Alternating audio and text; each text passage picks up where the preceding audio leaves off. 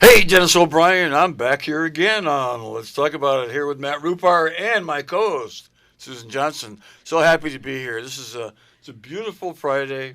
It's the last day of May. Okay, so the no mow May month is over, right? That's right, Okay, all these Dennis. people, don't mow their lawns during May. And we've only mowed it a couple of times, and we certainly let it go for a long time before the first time, right, Susan? Yes, we did. We're Yep. saving those bees, and Saving that's those bees. we got to save the bees because Oh, man. just think they're in hibernation all winter, keeping their wings flapping and not eating anything, and then they got to get out there and get something to eat, right, Dennis? Bees are another miracle. It's an incredible miracle what they do and what they do for us. They create honey. I love honey. I use a lot. I use it in my coffee. And I love you too, honey. Oh, how sweet! Oh, this. I didn't know the show was romantic. That's fantastic. It's a first. Rupar is blushing. Anyway, Matt, you just finished your show. How was it? It was pretty good. Yeah. Yeah. All right. Yeah. How many weeks have you been on now? This is my fourth week. Okay, we're gonna have you as our guest sometime and Yeah. interview you. Well, we're gonna have to talk spend about. some time listening to the show. I was with the grandchildren, so I didn't Yep. get a chance. That's all right. But we're gonna do some of that, and I, then we're I gonna have have to a admit, chat. I was in the shower and I had Dylan. And plus music blasting on the well, I TV. didn't have anything. I had people who were working on the house. I had grandkids. Yeah, I 'cause had I- stuff. I had a shower busy, in another. busy. I couldn't shower in my own bathroom because the guy's working in there. But Well, thank goodness it's That's going to why be I had so a- beautiful. yeah, it's gonna be. Well, we It have a already nice is. place. It's nice. Yes. Anyway, it's great to be back with our listeners. Glad and, to have you back you know, here we- too. We had a great show last week with Representative Haddad. Yes, Greg we Haddad. did. Yes. That was such a good show. He's such a great representative He's wonderful. for the town of Mansfield, and he cares about Wyndham too because he grew up here in Willimantic. I'm so lucky to have him as the neighbor next door here because he's a wonderful person to work with and he understands exactly how everything works. So it's always great to work with people that have a great understanding of what's going on and how all the money works. And because of his background, he worked at the Capitol with Senator Williams before he became a state rep. So he really, really knows what's going on and how it works. And I'm Ooh. He glad was to an have some. activist for a long time before he That's right. worked at the Capitol. He was, working for good causes, CCAG, I believe. Yes, that's right. He comes from a great family. His dad, Mooney, was, if anybody stayed literally longer than I did, it was him. I mean, he stayed a lot longer than me.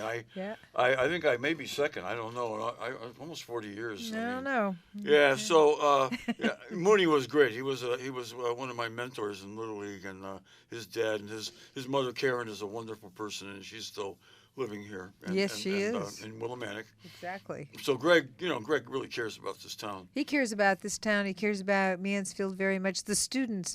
He's so focused on making sure students have access to higher education, making sure the state can actually do that work, and he's very, very focused on that. Not just at UConn, but also the state university system and the community college systems. He works so hard to make sure we had access to free community college, along with Senator Flexer. So those are some of the things. But you know what I want to talk about before we get started is I want to just say that we are so lucky to have the Wyndham Regional Arts Council, and you know what, it has been going on for some time. We have this Regional Arts Council because it is in a situation where we have a downtown arts and theater district. And so to have an regional arts council here is really quite important.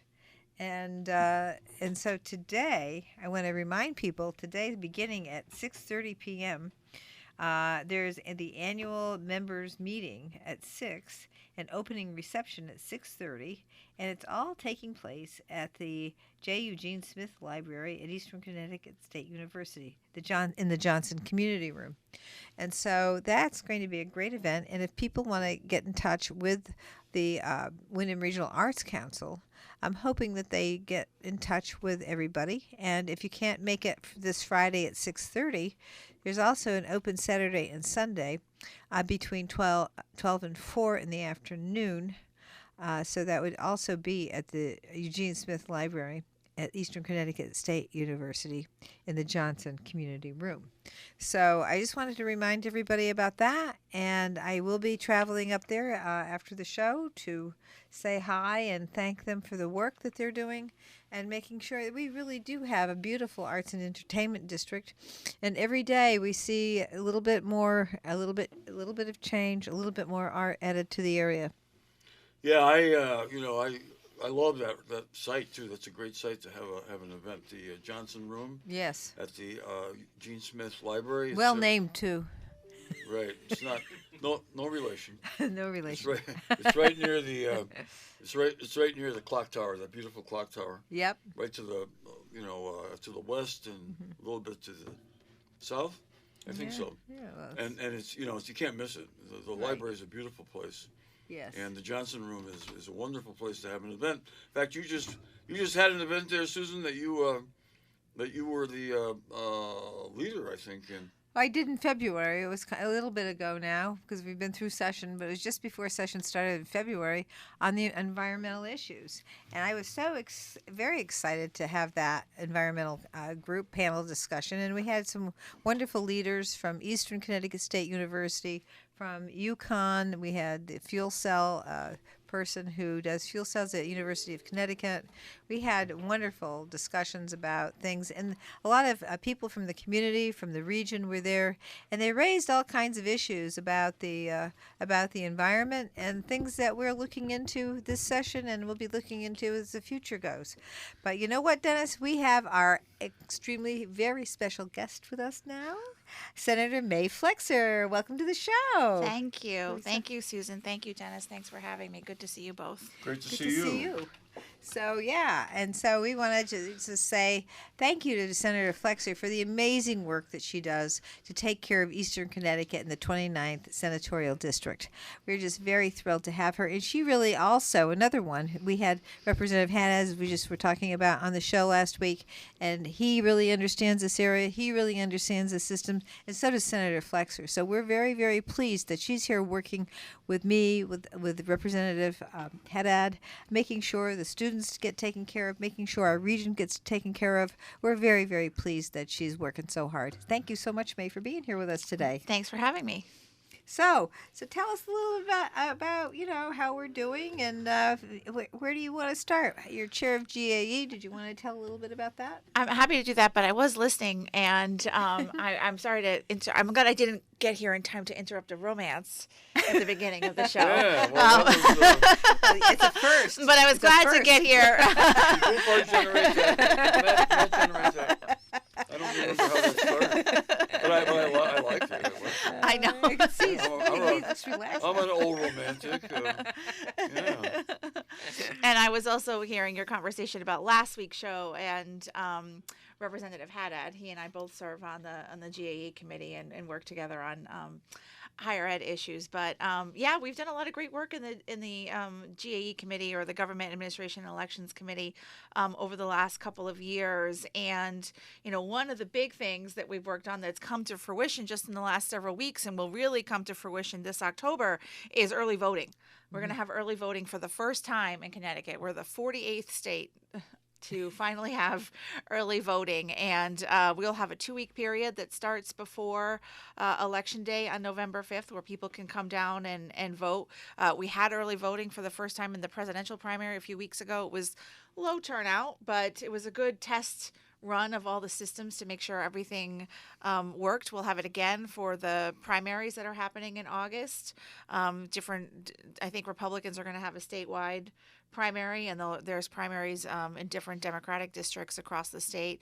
And then also on the ballot this year, like early voting was on the ballot 2 years ago for all the voters in Connecticut to decide on, and that's why we now have early voting, is because the voters of Connecticut approved allowing the legislature to create early voting. We also have a referendum this year on no excuse absentee balloting. So Connecticut is similar to actually a handful of other states where we have a lot of provisions with regard to voting embedded in our state's constitution. And so in order to change our policies regarding early voting, absentee ballots, we have to change the state's constitution. So voters this November will get to decide if we can have no excuse absentee balloting, like they also have in dozens of states across the country. So that's an important question that people will have to decide this November. You know, Connecticut's constitution is a model for other constitutions. We're called the Constitution State, but nothing's perfect. And sometimes early on, they put things in there that were too specific and probably should have been left to the legislature. I think there's actually a lot of things in our state's constitution Well- that should have been left to the legislature. These are two good examples. I don't want to get too far afield, but I'd say some of the rules around our judiciary and a Yes. mandatory retirement age of 70, I think, is very old school. It's clearly a document that was written Oh boy, more than like 50 that. years ago. Yeah, let's There's get a rid lot of that. things in our state's constitution that I think are too prescriptive and like you said, should have been Very left to right. the legislature. Very right. You know, the one thing that I wanted to say, though, in favor of the Constitution is the due process clauses and the equal protection clause, which are, you know, really great handles for litigation in terms Yes. of discrimination, Absolutely. are interpreted anyway. And I don't remember the language, but I read the language before, and I've actually gone to the Supreme Court a couple of times with cases, you know, involving claims that we made under the due process and equal protection clauses. Yes, yeah, we didn't win, but we almost won. We got several votes. It was we were trying to establish a constitutional right in our Constitution to public assistance when they took away the general assistance program. Mayor Ganim in Bridgeport was, you know, limiting it, and we knew it was going to go away sooner or later if we didn't do something. And we almost won. I think we lost by 1 vote or 2 votes, but we got some support. It was heard by a full panel of judges, all 7, and we did rely on that. So I learned a lot about that and some of the litigation I did in the state. And Robert Bourdon, who was he was a saint. He was a former Supreme Court justice, and he was really the end-all and be-all in interpreting the state constitution, those clauses, equal protection, due process. So, you know, it is great. But you're right about the 70-year-old retirement age. It forced me to retire from being a probate judge at age 68 and a half because, you know, I saw it coming. So Yep. I got out because I didn't want to make the state have a special election just for me to serve another year and a half. And I had a great person in the wings waiting to succeed me in John McGrath. Yep. So anyway, you're right. I mean, and I'm thrilled about that you're trying to do something about changing the absentee ballot because, you know, it really should be no excuse. Yep. And you know, and that would be early voting too. Yep, that's right. Yeah, that would be another way to early vote. And you know, I think a lot of people just gloss over it anyway, to be honest. Yeah, and I think we need to be doing whatever we can. You know, we have a really secure system of elections here in Yes, Connecticut. yes, we do. You know, a great structure where there's a lot of local control and a local process in every town. But we need to be doing everything we can to make it easy for people to vote. The And- more and- people participate, the better. Oh, absolutely. I want just can't everybody thank to you vote. enough for making it so secure and watching over the fact that, you know, we have to have those security measures that we have in place. And so you've done excellent work with that, and with the GAA committee, and then in conjunction with the legislature is supported and the governor is signed on to. And those are all excellent things. But I do want to go back a little bit about what Dennis was saying in terms of the Ganim case, Ganim versus Roland. Moore.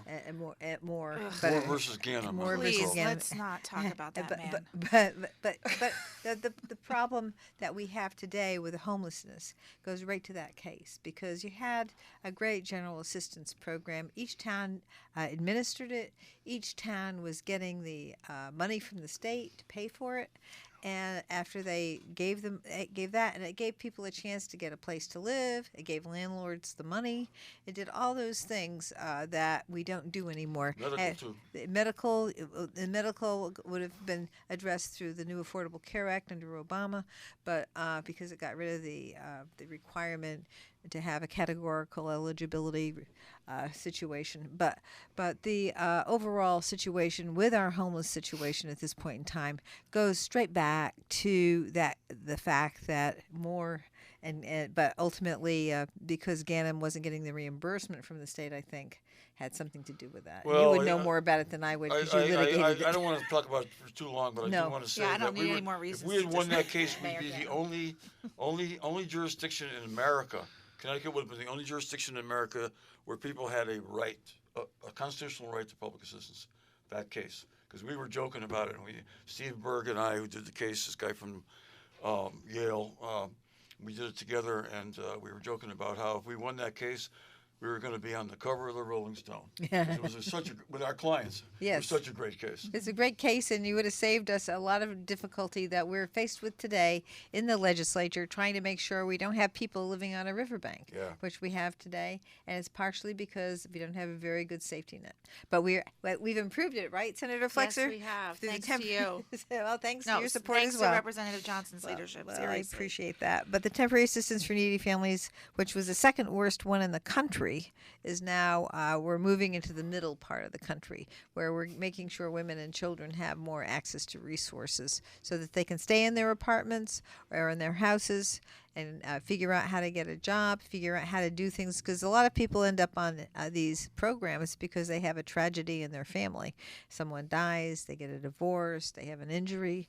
These are the causes of people needing help when they have a child to take care of, and they can't do it. And of course, now we also have problems with being in a child care desert here in eastern Connecticut, and I know Senator Flexer is on this as well.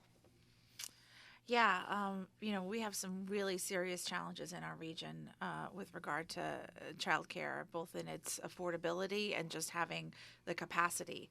There's so many families that are struggling to cover their childcare needs, and there's just not enough. There's not enough spaces here in Connecticut, here in Eastern Connecticut in particular.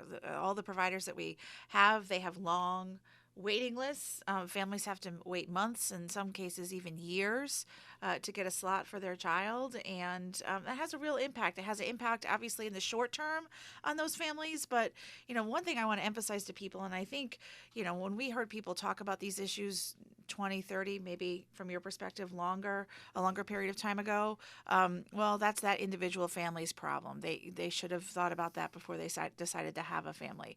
But the fact that we didn't do something more meaningful about this issue 30 years ago means that there's just less people here today, right? So you want to talk about other issues where we've got a shortage, right? We have a teacher shortage, we have a nursing shortage, we have other professions where we don't have the capacity to fill those jobs and to meet those needs in our community. I think it can be tied right back to the childcare issue, because people chose to have smaller families for a variety of reasons, but some of that is because childcare is so expensive and it's so hard to find a place to have a good educational opportunity for your young child. And I know that right now I watch my peers as we decide what size our families are going to be. The cost of childcare and access to childcare is a main determinant as to whether you have 0 children or 3 children.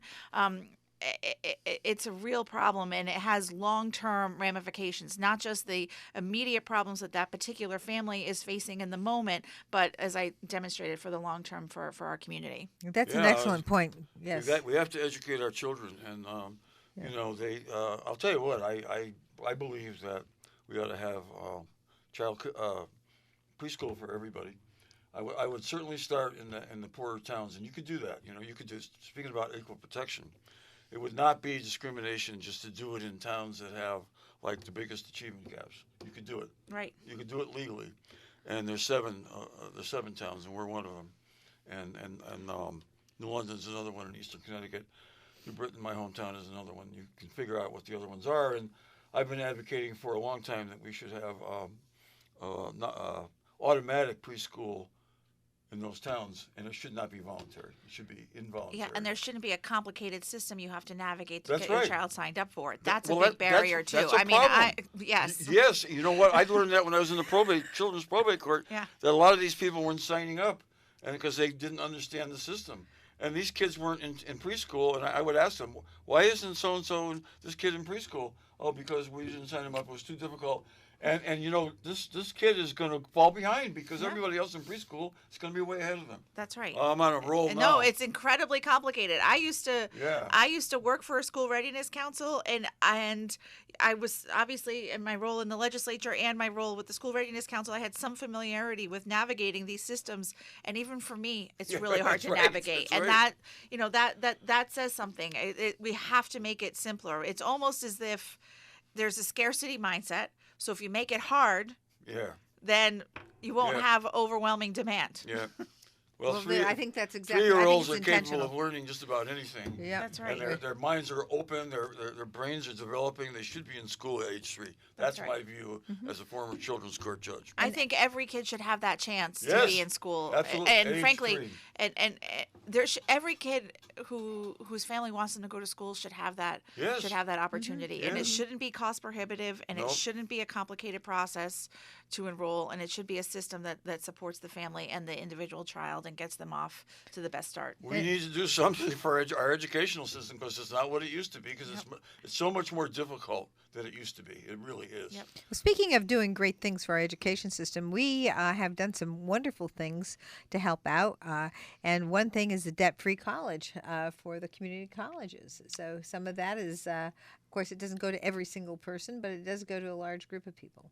It can go to almost everybody in the state of Connecticut now. We've done great work. You know, we created this program 5 years ago to have a system of free community college, and it was initially for recent high school graduates, and now we've expanded it to almost everybody in the state of Connecticut who hasn't had an opportunity to go to college can now attend a community college for tuition free here in Connecticut. That is also a system where I think we've done decent work in not making it too complicated for people to enroll, but the process can be a little bit of a barrier. But I talk to young people all the time in particular who are going to Quinebaug Valley Community College in particular because of this program. It's such an incredible asset to get those first 2 years under your belt, to get that experience, right? It's for, a young person who maybe had a great time in high school and wants to continue on with their education, but it's also for someone who maybe hated high school,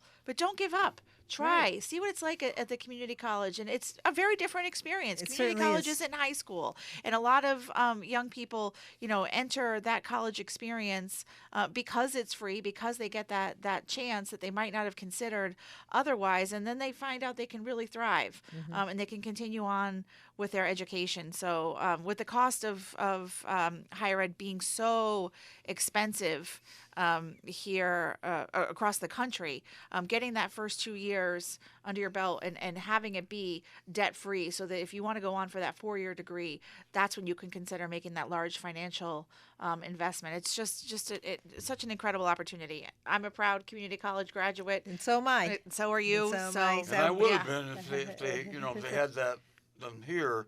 I don't think they were here when I went to college. I When know, I went to QVCC, UConn, it was 1970. inexpensive. Yeah.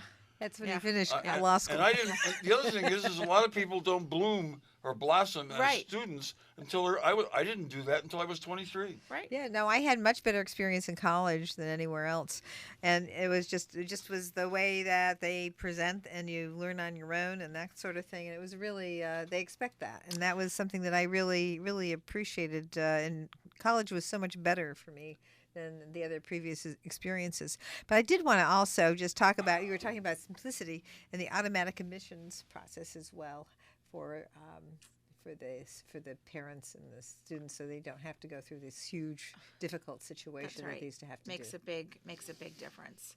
Makes a big difference. I just want to go back to the community college thing. I think it's one of the greatest things that the state of Connecticut has done in the last several years. I think it's amazing. Because I'll tell you, when I was in the Army, I was thinking about going to California because they had community colleges out Yep. there. I could see myself on the beach, El Yeah. Camino College. I was getting all these brochures. Lucky for us, that didn't happen. Yeah. Right. Lucky for me. I'm glad I stayed here because Connecticut is a great state.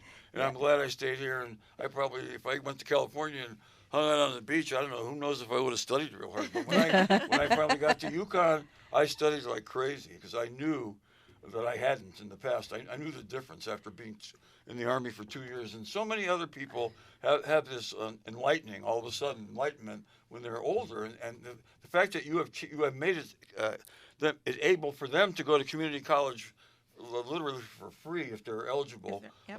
income-wise, I guess.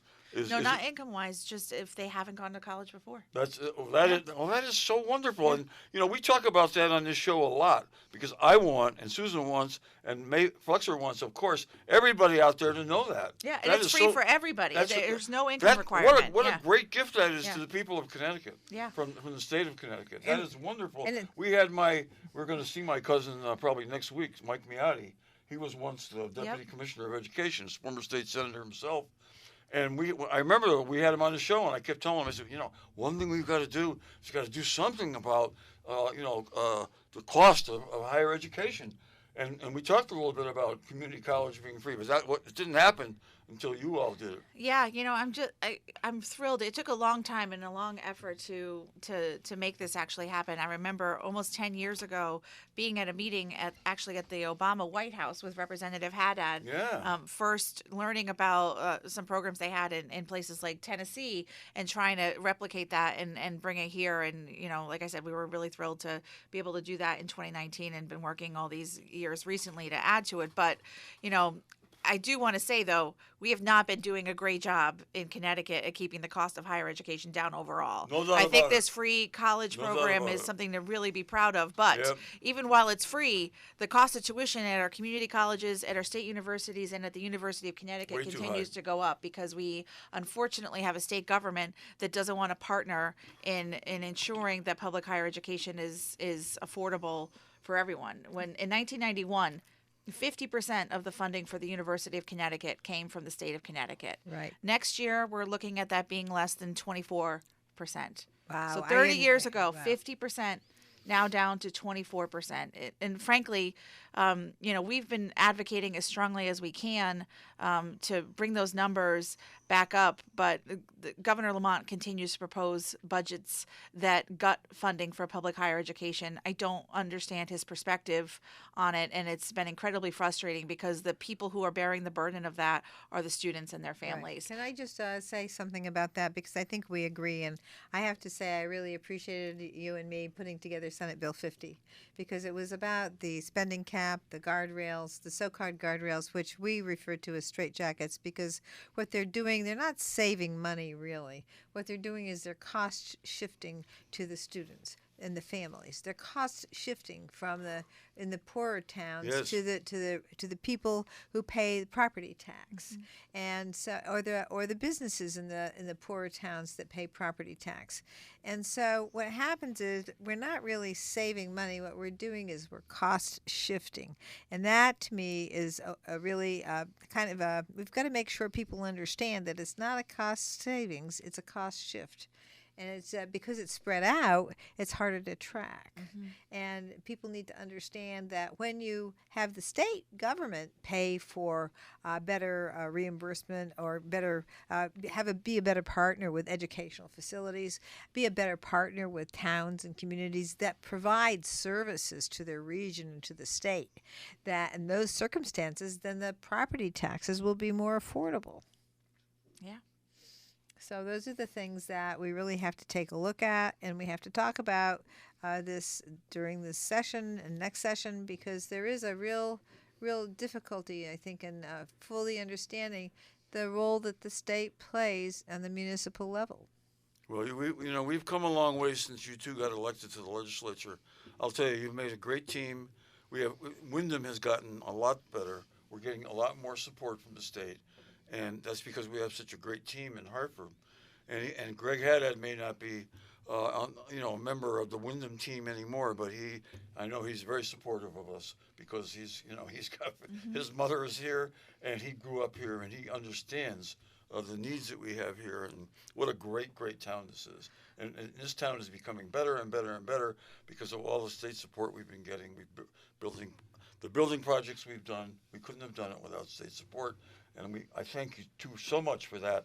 That high school renovation is the jewel in the crown, and that is going to be finished soon enough. Yeah. And it's going to be fabulous. I can't wait to go in there and Wow. Yeah, Well, we it's will going to do be it. wonderful. It It's is going to gonna be wonderful. And you're absolutely right, Dennis, that there's just been a real shift in mentality when it comes to municipal aid, particularly for communities like ours. A Yes. huge policy change that we made several years ago with finally funding the payment in lieu of taxes program for communities like this one. Right. Not fully funding, of course, but a much Well, more substantial funding 50%. for a community like That's this that good. hosts so many state resources. Seeing those additional revenues come in and start to stabilize funding here in this community, the reimbursement rate on the high school project. We look forward to working on a similar reimbursement rate if there are other school projects that the community approves of moving forward, and advocating strongly for funding for so many of the projects that are happening here in town. It's always gratifying to walk up and down our main street and just see the huge improvement. The celebration we were at last week, just last yes, Friday, the so Murray at building, the yes. Hurley/Murray building. Yes. And the investment that's been made there, and there's just so many examples like that all across the community. And I have to applaud Susan for her aggressive leadership this year, and I was glad to partner with her in making sure that. Again, unfortunately, we have some partners in the budget office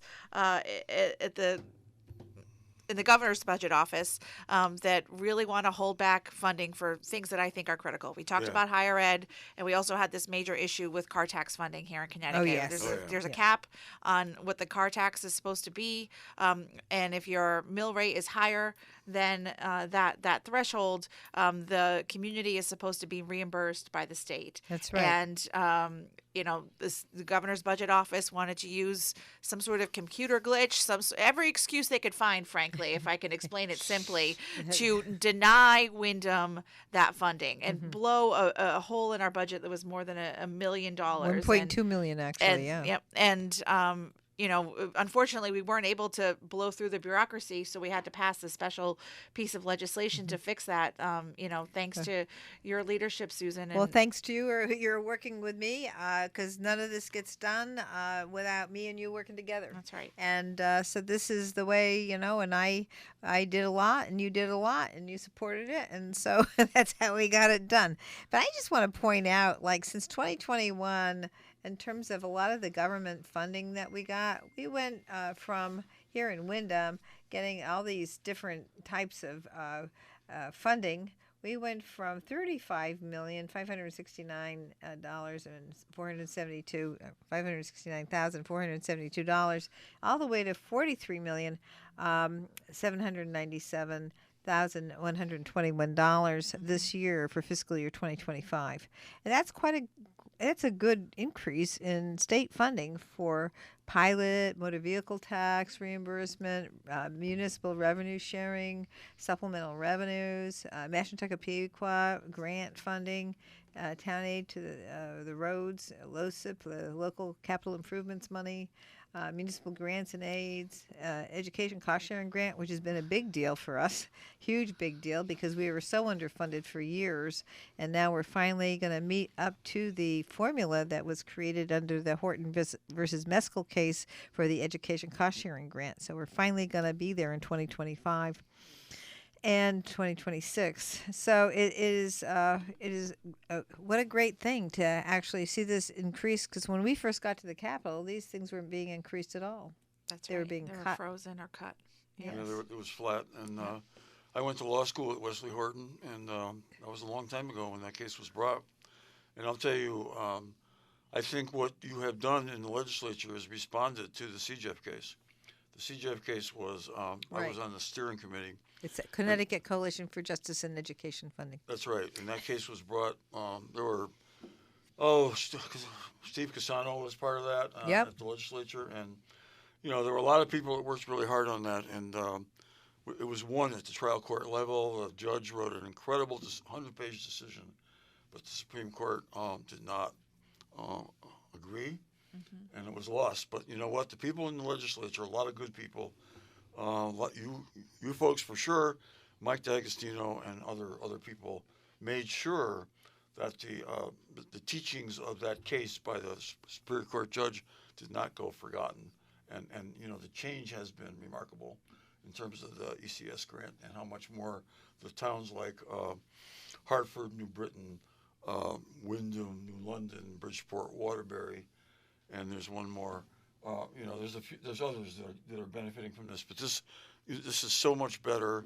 The ECS grant is so much more fair, and it's consistent with what you said with my classmate's case, Wesley Horton, and I think that's amazing. We are really doing a lot better, but as you both say, there's so much. We're climbing a steep hill, and we're making headway, but there's more things to get done. That's right. Well, we were leaving a lot of this stuff out for years and years, and one of the things that you and I serve on is the Human Services Committee, and one of the things that hadn't been really focused on until this last cycle is indexing of the Medicaid reimbursements. And of course, when you index the Medicaid reimbursements and increase it, what happens? Well, you get higher reimbursement from the federal government, which brings more money to the state, which helps pay for the providers. And so while we, again, ran into some negotiating difficulties on that issue, why? Because of the guardrails and the spending cap and all those things that have put limitations on our ability to address our providers, our doctors, and nurses, and people in nursing facilities and home care agencies and group homes. These are the things that have been limited, but we do have another section of analysis going to be indexing how the Medicaid program should be working.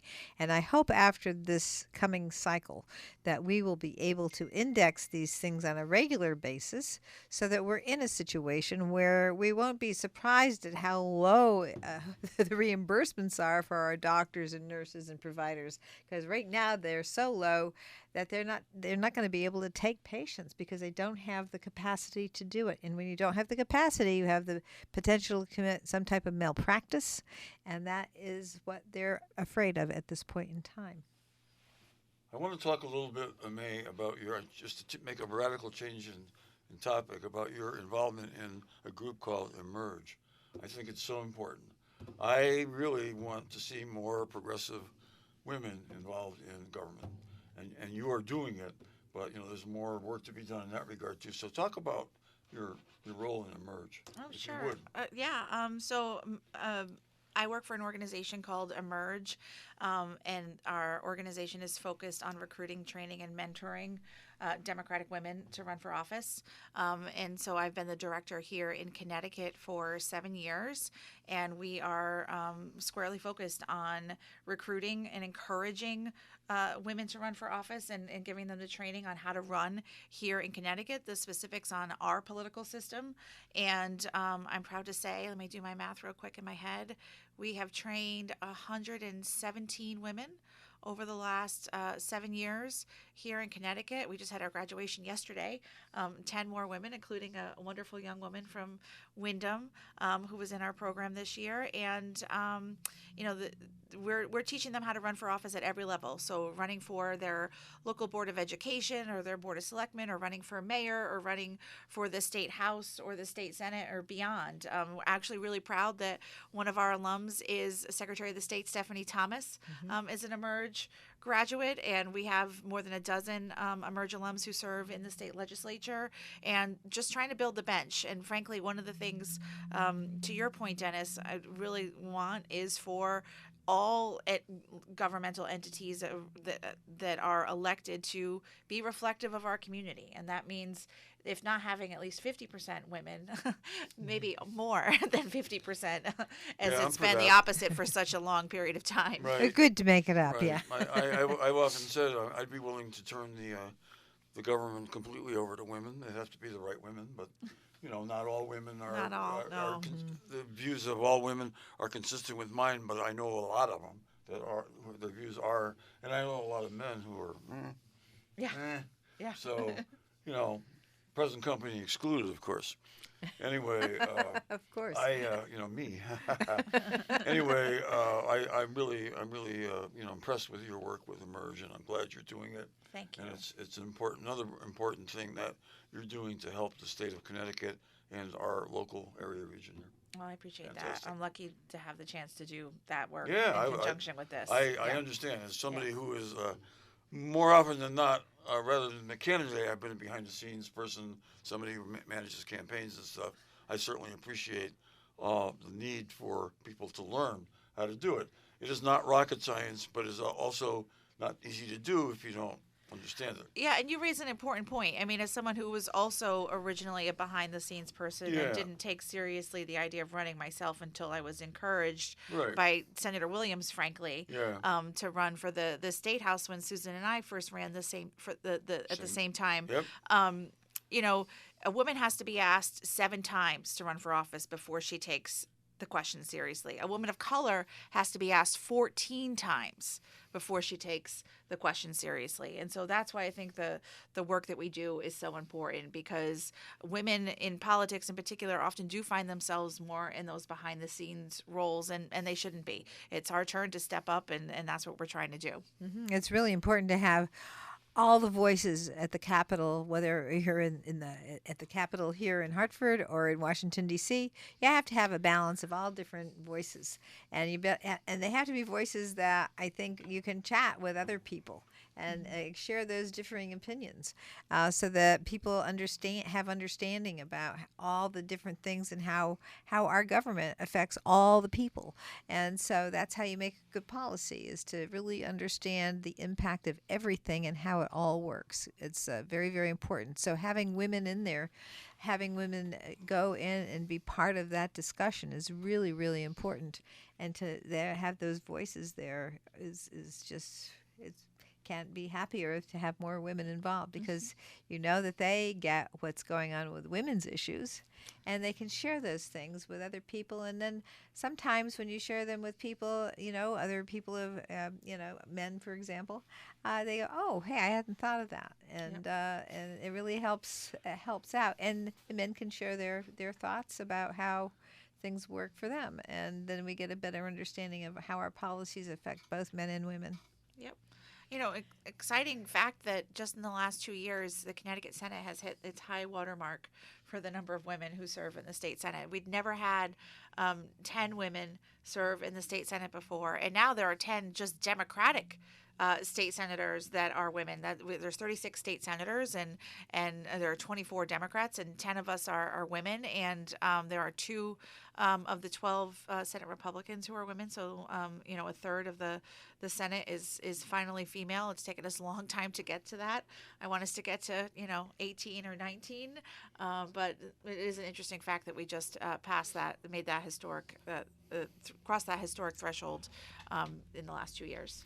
That's fabulous, and it's really, really helpful when we're all, talking about those things. And we do have the Women's Caucus on issues, and creating a, bill whether you're a Republican or a Democrat, can agree on and help out women's issues. And I know we don't have much time left, so I will emphasize that. There's a lot going on in that space right now. Yes. And particularly, we've done a lot of good work here in Connecticut in the wake of the devastating Supreme Court decision 2 years ago to abolish the right for abortion and for people to make their own individual health care decisions between themselves, their families, and their doctors. And Connecticut has really been at the forefront of passing legislation to make sure that people will continue to have access to abortion here in Connecticut, that people who now find themselves living in a state where their rights have been completely obliterated, that they can come here and access that needed medical care safely. And I've been proud over the last couple of years to try to, we started towards the beginning of the conversation talking about our state's constitution, trying to make sure that those rights could be enshrined in Connecticut's constitution, because I think it's important for people to know, and I think most people do now, in the wake of that Supreme Court decision, every year you're voting for your state legislature, you're voting on abortion rights, because any legislature can come in and change our existing laws. And so it's really important in the wake of the Dobbs decision and the downfall of the Roe precedent that people understand that their state legislature state legislator now decides their abortion rights. No, the state legislatures have gotten much more powerful, and it's not just with abortion and female health care when they're pregnant, because it just one little fact, we have the highest maternity death rate in the industrialized world. That's right. So we and are. Abortion is a part of mitigating that. That's exactly right. And now it's going up because people don't have access to abortion care. Yes. When they need it, when they're having a miscarriage, when their pregnancy is complicated. Our maternal health rate, you're exactly right, and it's going up because of the is. devastating effects of the Dobbs decision. Exactly. And also voting rights, which has been kind of decimated by the Supreme Court, too. So that's also falling in the lap of the states. Anyway, this is Susan Johnson, and we're going to have Senator Flexer back. We're going to talk about I these want to have her things. back, and I want to talk about the U.S. Supreme Court. What should we do about those people? Huh? All right, thank you, Senator Flexer. Thank you for having me. Representative Johnson, Matt Rupar. This was a great show. We're going to have another great show next week. Please come back and listen. Thank you for listening. It's Dennis O'Brien and Susan Johnson. yeah. And see David Foster next week.